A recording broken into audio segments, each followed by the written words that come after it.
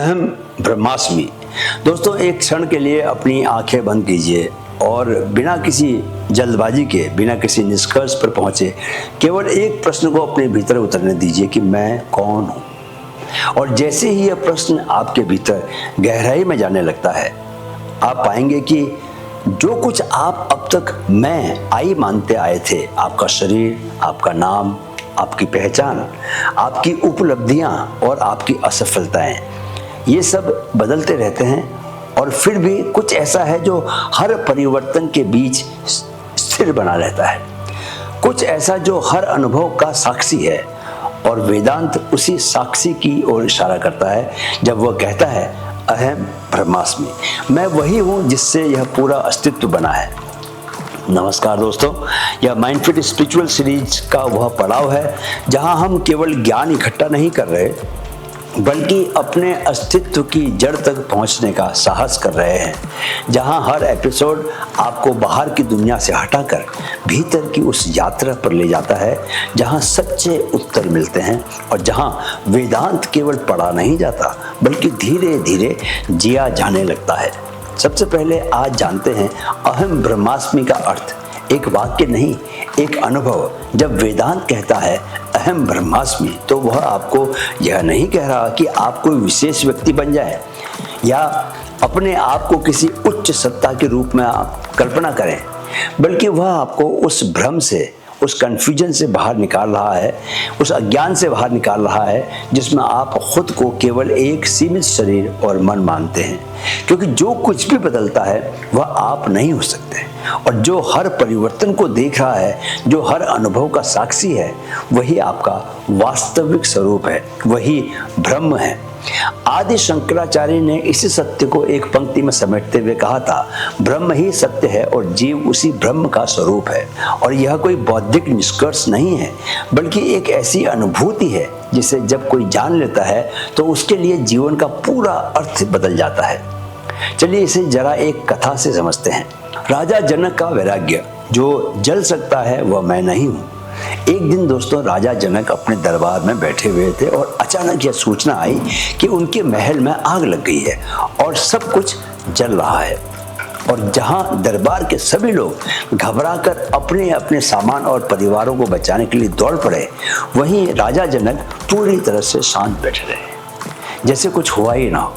और जब किसी ने उनसे पूछा कि क्या उन्हें अपने महल और धन की चिंता नहीं है, तो उन्होंने एक गहरी शांति के साथ उत्तर दिया कि जिसे तुम मेरा कह रहे हो वह कभी मेरा था ही नहीं। और यह केवल एक वाक्य नहीं था, बल्कि एक ऐसी अनुभूति थी जिसमें उन्हें यह स्पष्ट हो चुका था कि जो कुछ भी नष्ट हो सकता है, जो समय के साथ बदल सकता है, वह उनकी असली पहचान नहीं है। यह कथा हमें यह सिखाती है दोस्तों, यह दिखाती है कि अहम ब्रह्मास्मि का अर्थ कोई दार्शनिक विचार नहीं है, बल्कि एक ऐसा अनुभव है जिसमें आप यह जान लेते हैं कि जो जल सकता है वह आप नहीं है। दूसरी कथा है दोस्तों, नमक और पानी। छांदोग्य उपनिषद का रहस्य।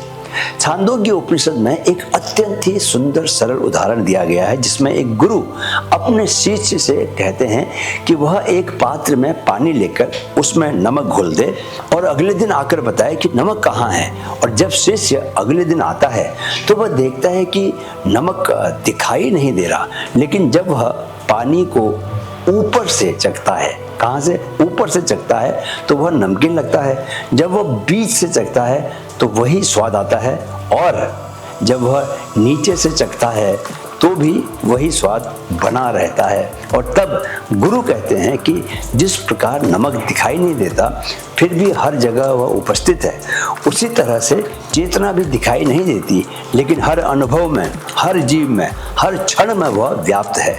यह कथा हमें यह समझाती है कि आपको अपने वास्तविक स्वरूप को देखने की आवश्यकता नहीं है, बल्कि उसे पहचानने की आवश्यकता है, क्योंकि वह पहले से हर जगह पर मौजूद है।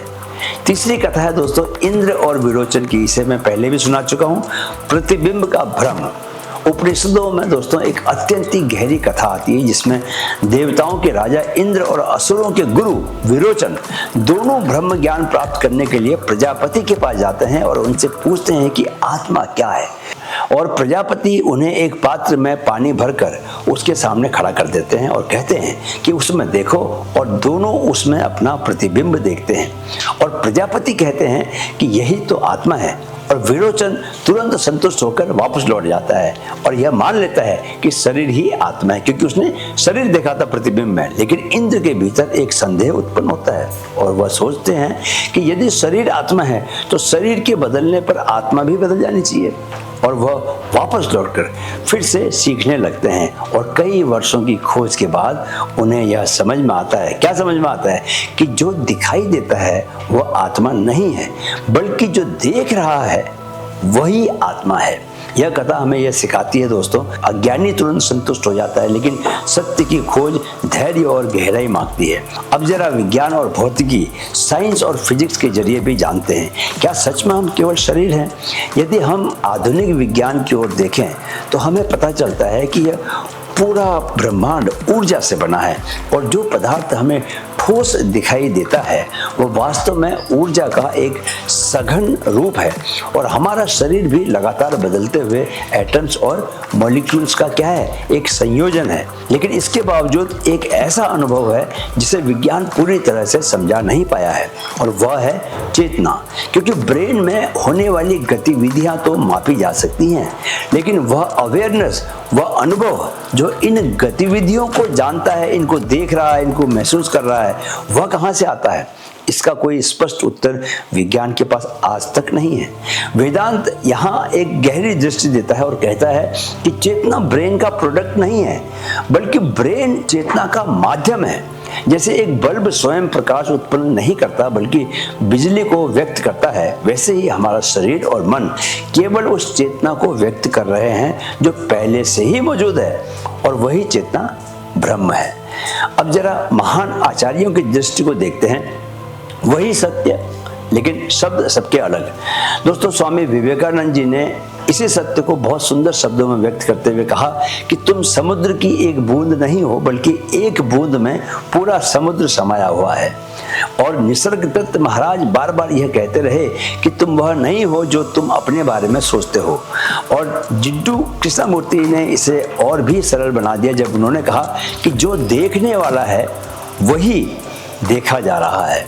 और इन सभी कथनों में एक ही सत्य की ओर संकेत है कि जो हम अपने आप को मानते हैं वह केवल एक सतही सुपरफिशियल आइडेंटिटी है, सतही पहचान है, और हमारी वास्तविकता उससे कहीं अधिक व्यापक है। अब जरा दोस्तों अपने अनुभव, अपने एक्सपीरियंसेस को देखिए और उन्हें भी महसूस कीजिए आप कि यदि आप इस क्षण रुककर अपने भीतर झांके, अपने भीतर देखें, तो आप पाएंगे कि आप अपने विचारों को देख सकते हैं। इसलिए आप विचार नहीं हो सकते। आप अपनी भावनाओं को भी महसूस कर सकते हैं, इसलिए आप अपनी भावनाएं भी नहीं हो सकते। आप अपने शरीर को भी अनुभव कर सकते हैं, इसीलिए आप अपना शरीर भी नहीं हो सकते। और तब धीरे धीरे यह स्पष्ट होने लगेगा आपको कि आप वही साक्षी हैं जो इन सब अनुभवों के पीछे स्थिर रूप से हमेशा उपस्थित है, जो कभी बदलता नहीं। और वेदांत उसी साक्षी को ब्रह्म कहता है। दोस्तों, अब जरा अद्वैत को समझने वाला सबसे जबरदस्त मैं तर्क देने वाला हूँ। घटाकाश और महाकाश अद्वैत का सबसे सरल रहस्य। वेदांत दोस्तों एक अत्यंत ही सुंदर दृष्टांत देता है घटाकाश और महाकाश का, जो शायद अद्वैत को समझाने का सबसे सरल और सबसे प्रभावी तरीका है। क्योंकि कल्पना कीजिए कि आपके सामने एक घड़ा रखा है और आप उससे यह प्रश्न पूछते हैं कि इस घड़े के भीतर जो आकाश है, क्या वह बाहर के अनंत आकाश से अलग है, डिफरेंट है? तो पहली नजर में ऐसा लगता है कि जैसे घड़े के भीतर एक अलग छोटा सा आकाश कैद है और बाहर एक विशाल आकाश फैला हुआ है।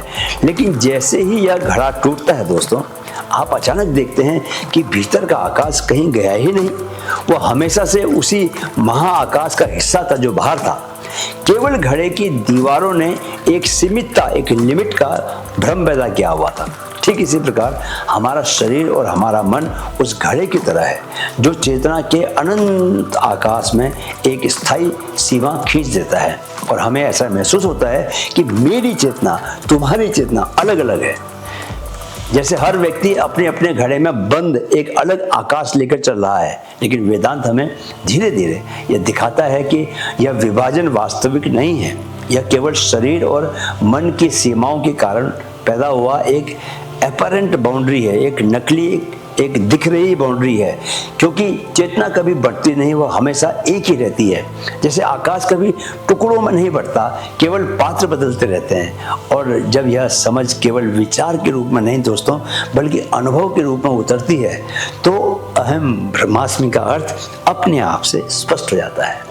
क्योंकि तब आप यह नहीं कहते कि मैं ब्रह्म हूँ, किसी अहंकार के साथ नहीं कहते, बल्कि आप यह देखते हैं कि जो मैं अब तक जीवित था, अब तक सीमित था, वह वास्तव में कभी सीमित था ही नहीं। वह तो हमेशा उसी अनंत चेतना का हिस्सा था और जो हमेशा रहेगा, जिसे हमने अपने शरीर और मन की दीवारों के कारण छोटा समझ लिया था। जब पहचान बदलती है दोस्तों, तब जीवन बदल जाता है। जब यह समझ केवल शब्दों में नहीं बल्कि अनुभव में उतरने लगती है, तो जीवन का पूरा दृष्टिकोण बदल जाता है। क्योंकि अब आप बाहर की उपलब्धियों में अपनी पहचान नहीं खोजते, अब आपको खोने का डर नहीं रहता, क्योंकि आप जानते हैं कि जो आप वास्तव में हैं वह कभी खो ही नहीं सकता। और तब अहम ब्रह्मास्मि कोई दावा नहीं रह जाता, बल्कि एक बहुत ही शांत, गहरा और अडिग सत्य बन जाता है। और शायद यही वह क्षण है जहाँ खोज समाप्त नहीं होती, बल्कि एक नए स्तर पर शुरू होती है। क्योंकि अब आप बाहर नहीं, भीतर देखना शुरू करते हैं और धीरे धीरे यह महसूस करने लगते हैं कि जिसे आप पूरी जिंदगी खोजते रहे, वह कभी आपसे अलग था ही नहीं। दोस्तों, यह यात्रा बाहर की नहीं, यह यात्रा भीतर की यात्रा है।